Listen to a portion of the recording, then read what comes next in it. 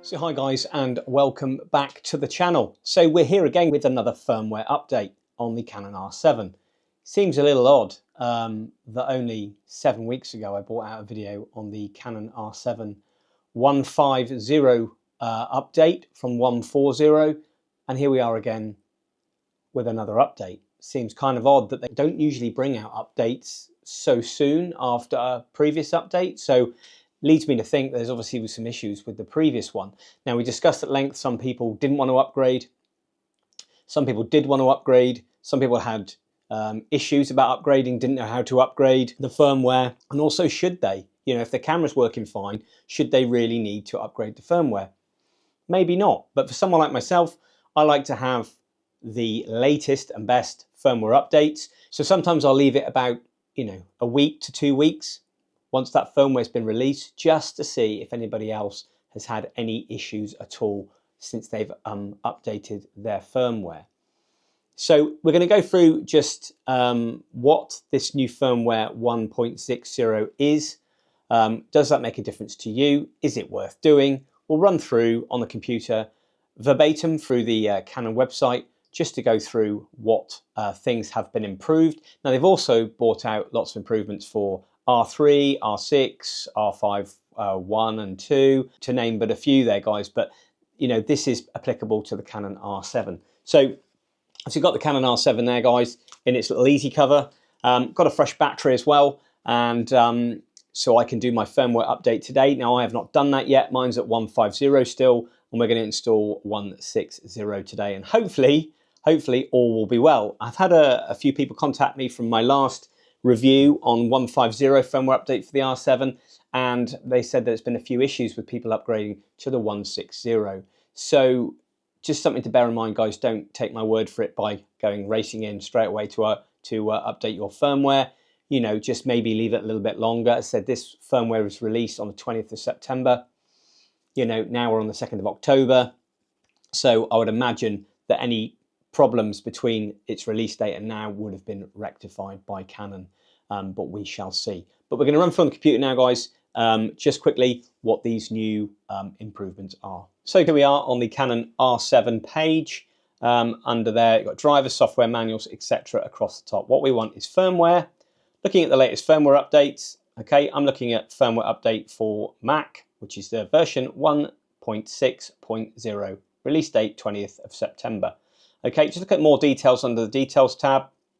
So we've got a bit of a description about what's going on here. Okay, so first one then, number 1, enables functions to be used without limitation in conjunction with a new battery pack LP E6P. So that's the all new battery that's been released, guys, if you can get hold of it.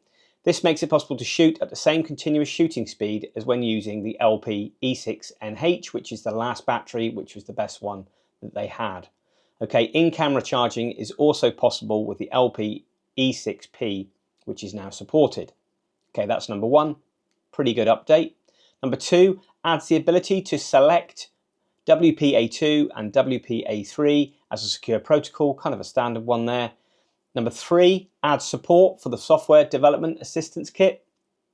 That's been out in a previous update before as well. And also, these are the following issues that have been fixed. So this is the note 4.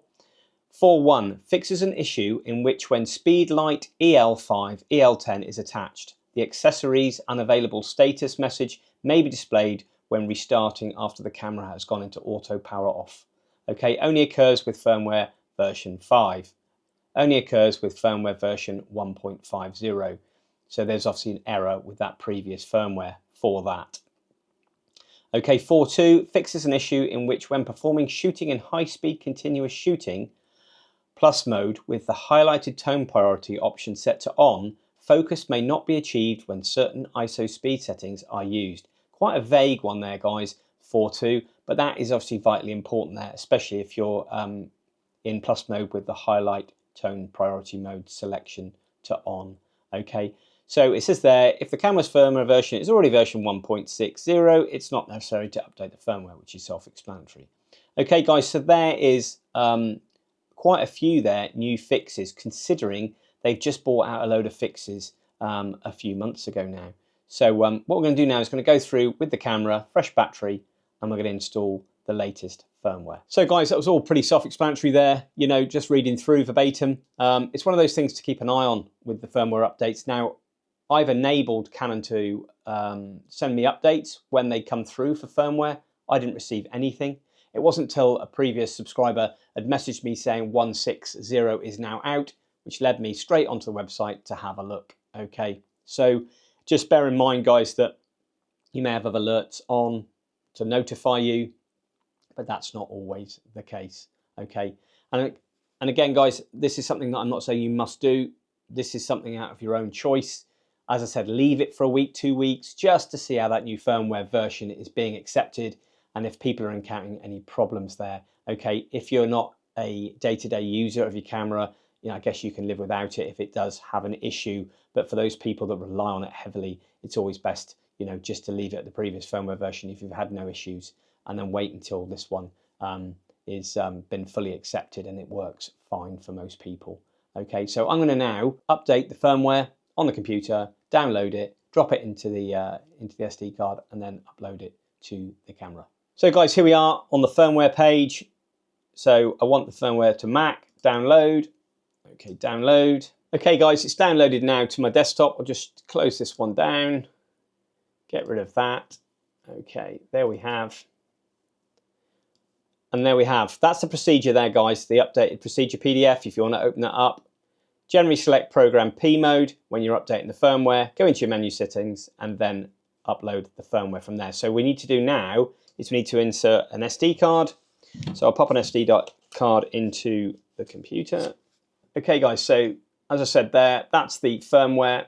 There's the EOS digital card. What you want to do is drop it into the main root directory, not in a subdirectory of these. So you just pick the firmware version up, drop it into there. There it is. That's your firmware version. Okay, that's on the SD card now that you put into your camera. So guys, that was fairly self-explanatory there about updating that. It's not real rocket science, to be honest. So I've now just updated the new firmware to my SD card. Now pop that in to the camera. So pop it into the memory card slot, lock it in. Got a fresh LP E6NH there, guys. Pop that in, make sure you've got a battery that's fully charged. Lock it in, okay, enable the screen at the back. It's really quite self-explanatory. Go to select Program P mode. As I really just realized this recently that you have to have it in Program P mode. I've always done it in whatever mode I'm shooting in, so generally manual or custom functions, and it's been absolutely fine. But I'm gonna go with Program P mode. So switch the camera on, go into the menu systems, and you go onto the sub menu. So you go into the spanner menu, number 6, if you can see there. Probably not the best for you guys. And then go down to the bottom, firmware version 150. It says current firmware version is 150, update firmware. You say update firmware, click OK. Now it reads the card. It's loading the firmware update program. As you can see on the screen above, it should say update firmware from 150 to 160. Use the keys, guys. Once you click OK, it's now updating the firmware. That is it. Do not switch off. Do not press any buttons. Just literally leave the camera on the side and it'll do the update. Okay, so pretty straightforward. As I said, you've got the PDF document there when you download the new firmware. It'll tell you exactly what to do in there. It's on the Canon website as well under the firmware. It tells you exactly how to do it. It's fairly self-explanatory. I'm just going to go ahead with it, guys. It's been out now for 12 days, so we should be all good to go. And hopefully the camera will work fine. So guys, I hope you enjoyed that very quick look at the R7 1.60 firmware update that's just been brought out on the 20th of September. As I said, guys, it's a choice. It's down to you if you want to do it. If you don't do it. If your camera's working fine, leave as it is. For me, I always want to have the most up-to-date firmware, okay?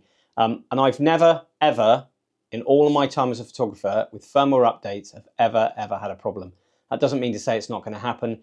It just means to say I'm quite lucky. But it's just something to be aware of, guys. You know, I want the latest and best fixes on my camera. I had a few issues with the R7. Since I've upgraded through the firmware versions, I've seen some improvements there, especially in the AF single spot difficult subjects like there was from 140 to 150. Okay, and now we've got these corrections here. I'm not going to be shooting in the new battery. but I'm still using the older ones, but that's fine for me. But I still want them up to date. If anyone's got any questions, please leave them in the vlog description below. If you encounter any problems, please let me know in the vlog description below. Got a direct link to Canon as well, so I can always ask them as part of the CPS service here in Canada. And there's quite a few people that watch this that used to work for Canon, etc. Please, feedback to me if you could. It would be great. Best of luck, guys, with the firmware download process if you decide to do it. If not, leave it as it is. As I say, if it's not broke, don't fix it. So, it's just entirely up to you. But once again, guys, thanks very much indeed for watching along today for the latest firmware update on the R7. If any more come out, guys, I will then do a video on them very quickly. I'm going to be doing a video on the R3 firmware update as well, so keep an eye out for that one. But if you don't subscribe to the channel, guys, please click that all-important subscribe button, click that bell to be notified, and give us a like and a comment if you would. And if you want to follow me on my wildlife photography journey, please do. Every other week, I'll be doing wildlife photography in the field, and then I'll be doing some retro reviews, some gear reviews, etc. It costs nothing, guys, and it really helps my channel grow. But from me, thanks for watching. I'll see you all next time.